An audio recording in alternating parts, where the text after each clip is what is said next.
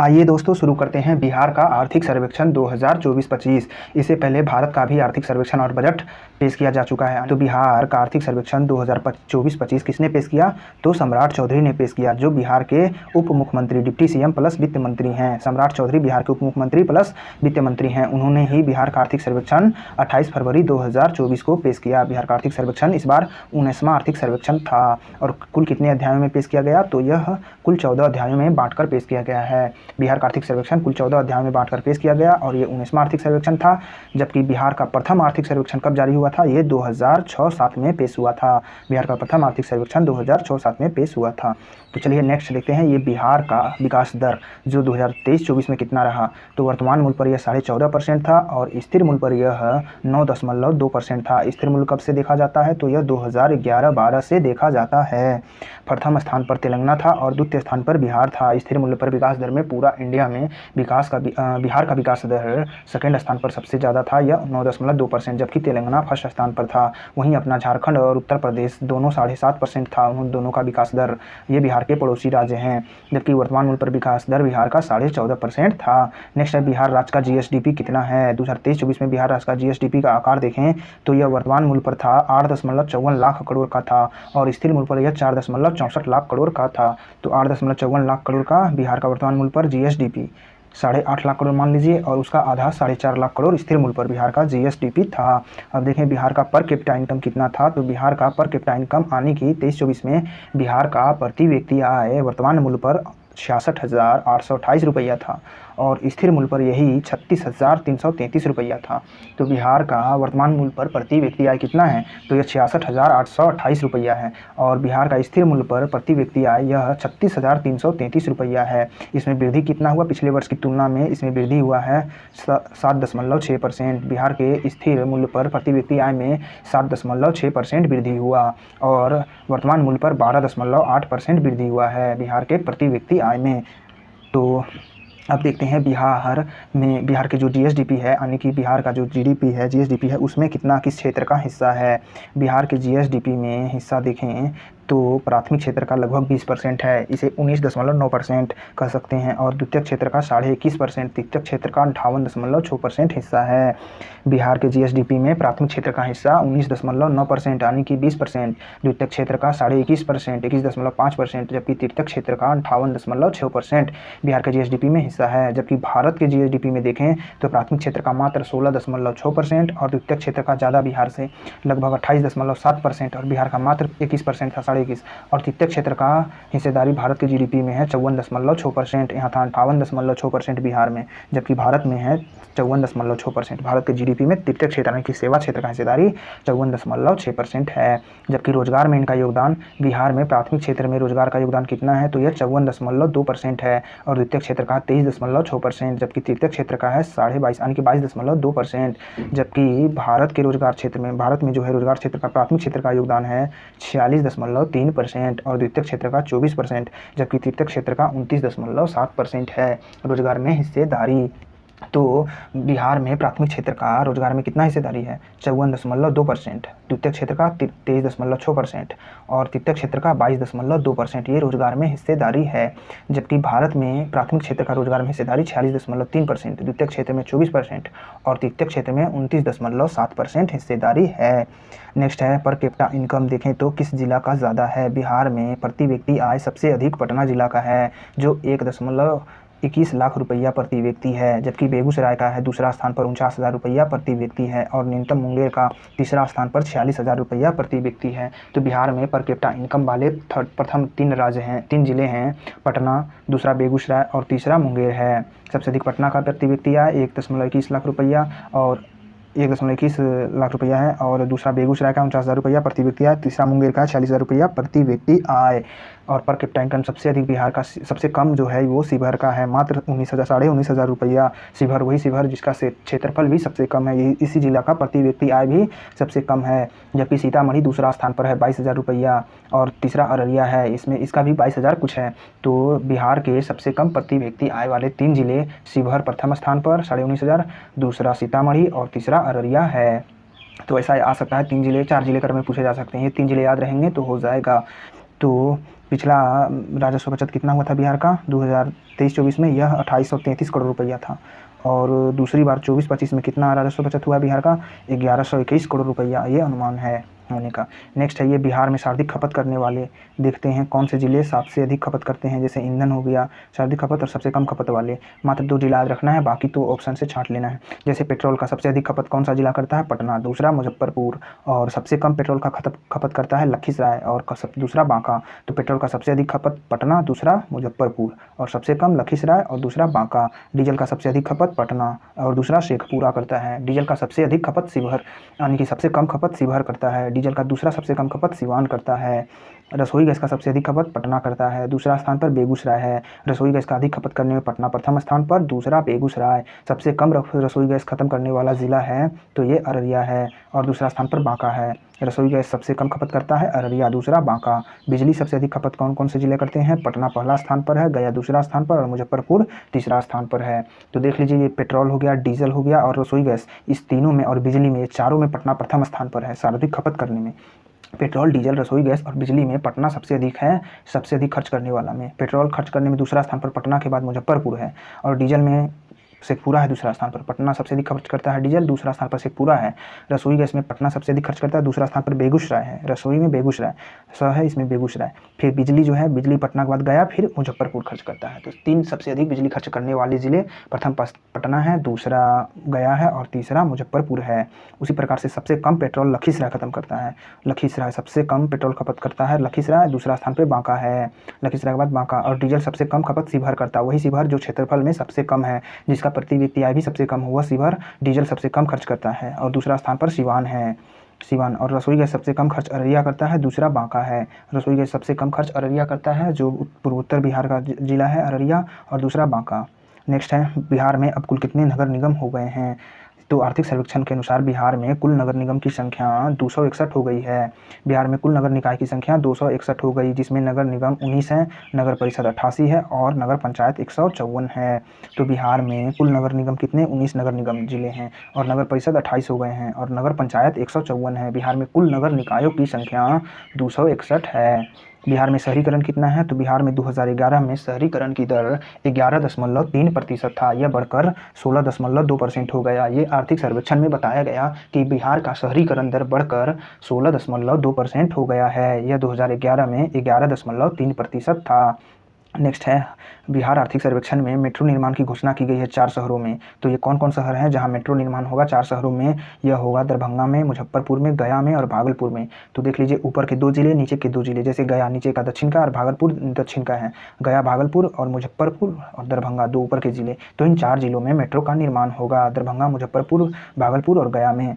बिजली उत्पादन पर रिपोर्ट देखिए। बिजली उत्पादन नवीकरणीय ऊर्जा से बिहार में 33.4% होता है, और तापीय ऊर्जा से 66.6% बिजली उत्पादन होता है। ये अनुमान है 2025-26 का। बिहार में बिजली उत्पादन नवीकरणीय ऊर्जा से लगभग 33.4% और ताप ऊर्जा से 66.6% होता है।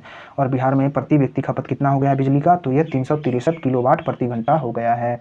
पूछा जाएगा ऑब्जेक्टिव में, बिहार का प्रति व्यक्ति ऊर्जा खपत कितना है? तो 363 किलोवाट है। 363 ऐसे याद रखना है, 363।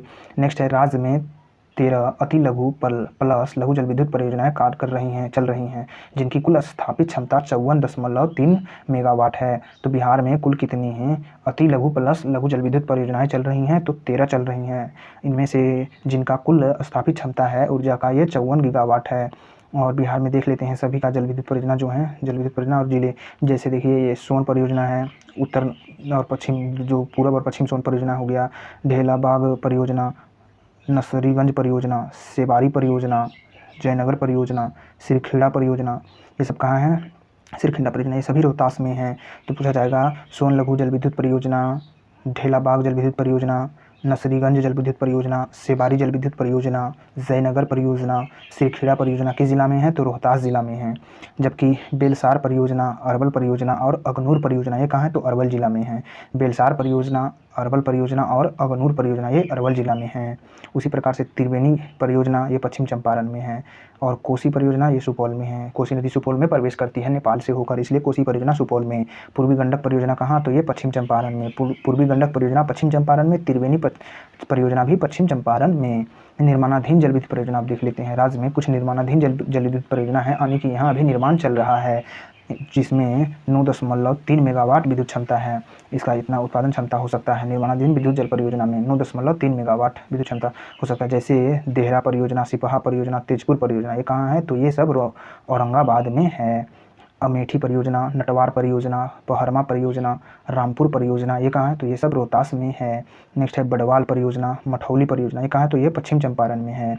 उसी प्रकार से राजपुर परियोजना कहाँ है, तो ये सुपौल में है। राजापुर परियोजना, बलिदात परियोजना कहाँ है, तो ये अरवल में है। तो ये सभी निर्माणाधीन परियोजना थे। एक बार फिर से देख लेते हैं। जैसे देहरा परियोजना, सिपहा परियोजना, तेजपुर परियोजना कहाँ है, तो ये औरंगाबाद में है। देहरा परियोजना, सिपहा परियोजना, तेजपुर परियोजना औरंगाबाद में। अमेठी परियोजना, नटवार परियोजना, पहरमा परियोजना और रामपुर परियोजना कहाँ, तो रोहतास में। रवला जैसे रामपुर परियोजना, पहरमा परियोजना, नटवार परियोजना और अमेठी परियोजना, ये सभी रोहतास जिला में। जबकि बड़वल परियोजना, मठौली परियोजना, ये कहाँ, तो ये पश्चिम चंपारण में। बड़वल परियोजना और मठौली परियोजना पश्चिम चंपारण में। राजापुर परियोजना सुपौल में। बलिदात परियोजना अरवल में है। ये सब चल रहा है, निर्माणाधीन है। नेक्स्ट है राज्य सरकार 2023-24 में कुल व्यय कहाँ कितना करती है, तो राज्य सरकार सबसे अधिक राजस्व व्यय किया है, 1.90 लाख करोड़ रुपया किया है।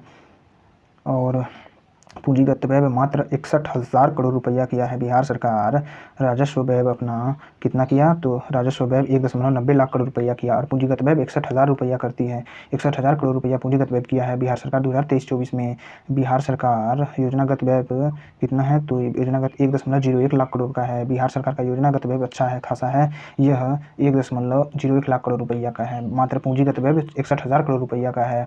बिहार का कुल राजस्व था, जैसे यह था 2,52,082 करोड़ रुपया था। इसमें से इतना खर्च हुआ है, यानी कि ये कुल राजस्व व्यय था 2,52,082 करोड़ रुपया।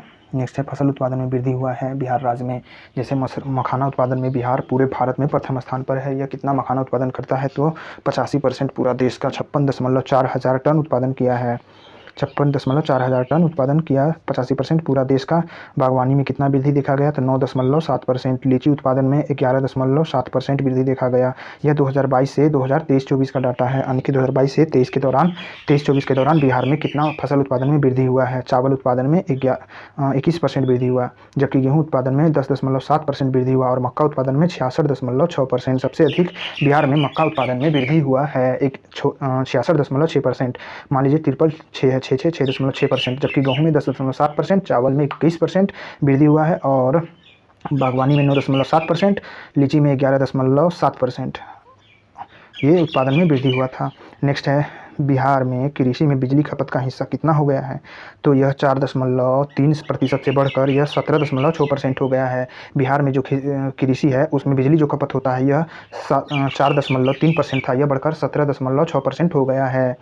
बिहार में कुल निवेश प्राप्ति देखिए कितना हुआ। सितंबर 2024 तक बिहार में निवेश आया है कुल 75,294 करोड़ का निवेश आया। उसमें से सबसे अधिक आया था खाद्य प्रसंस्करण उद्योग से, दूसरा इथेनॉल इकाई से आया था और तीसरा नवीकरणीय ऊर्जा से आया है। तो ऐसे ऑब्जेक्टिव में पूछा जा सकता है बिहार में 2024 में बजट के आर्थिक सर्वेक्षण के अनुसार सबसे अधिक निवेश किस सेक्टर से आया, तो खाद्य प्रसंस्करण उद्योग से, दूसरा इथेनॉल उद्योग से, तीसरा नवीकरणीय ऊर्जा से, जो कुल मिलाकर 75,294 करोड़ का निवेश आया था।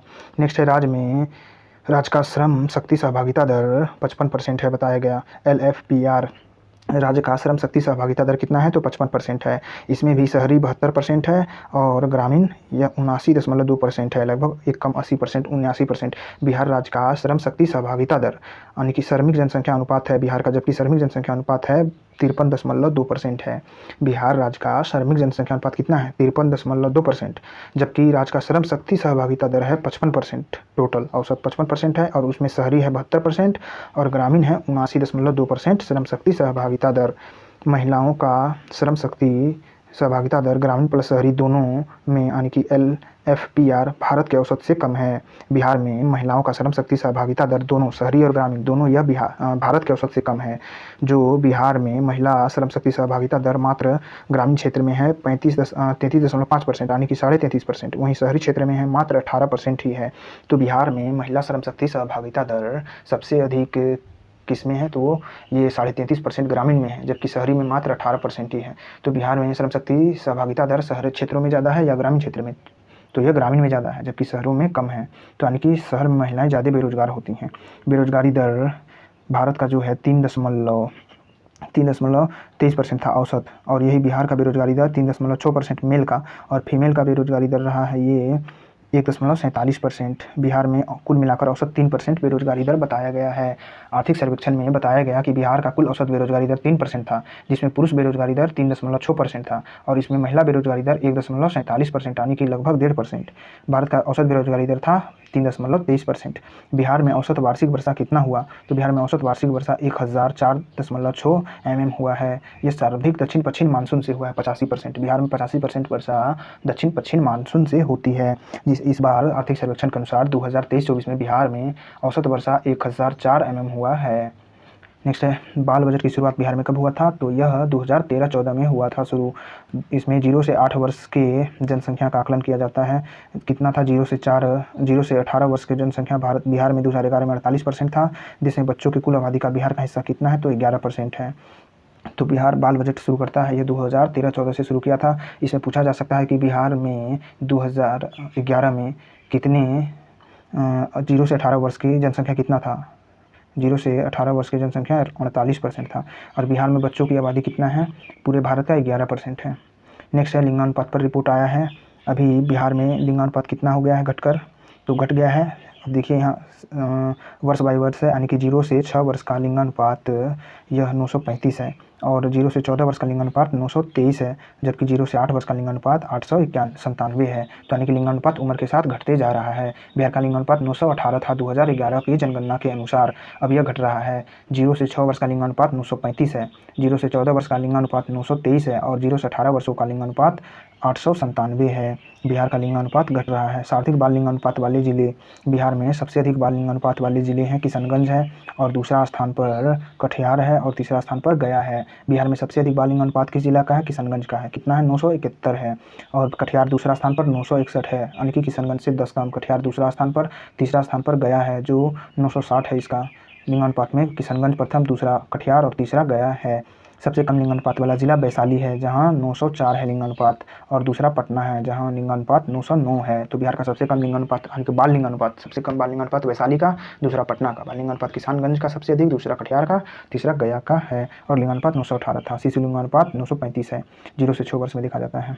हाल ही में ऋण जमा अनुपात पर रिपोर्ट आया, जिसमें बिहार का ऋण जमा अनुपात कितना है, तो यह 52.8% है। बिहार का ऋण जमा अनुपात 52.8% है, जिसमें सबसे अधिक किस जिला का है, तो पूर्णिया का है। लगभग यहाँ 92.3% ऋण जमा अनुपात है, और सबसे कम मुंगेर का है ऋण जमा अनुपात, यहाँ 33.5% ही ऋण जमा अनुपात है। सबसे अधिक ऋण जमा अनुपात किस जिला का है पूरा ओवरऑल भारत में, तो यह आंध्र प्रदेश का है। यहाँ 158.9% ऋण जमा अनुपात है, यानी कि 159% ऋण जमा अनुपात है। किसका, आंध्र प्रदेश का ऋण जमा अनुपात सबसे अधिक है। और भारत का ऋण जमा अनुपात औसत कितना है, तो 79.6% है। ऋण जमा अनुपात भारत का 79.6%, और पूरे भारत में आंध्र प्रदेश का सबसे अधिक 158%, और बिहार का ऋण जमा अनुपात 52.8%। उसमें भी पूर्णिया का सबसे अधिक 92.3%, और मुंगेर का सबसे कम ऋण जमा अनुपात 33.5%।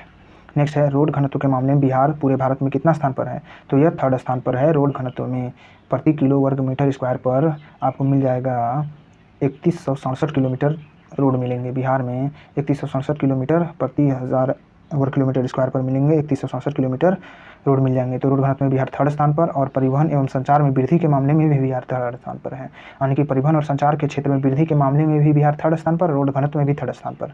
और वहीं सड़क नेटवर्क में 8वां स्थान है। पूरे भारत में सड़क नेटवर्क के मामले में बिहार 8वां स्थान पर है। बिहार में NH की संख्या 2005-06 में यह 2000 किलोमीटर थी, जो 23-24 में बढ़कर 6140 किलोमीटर हो गई है।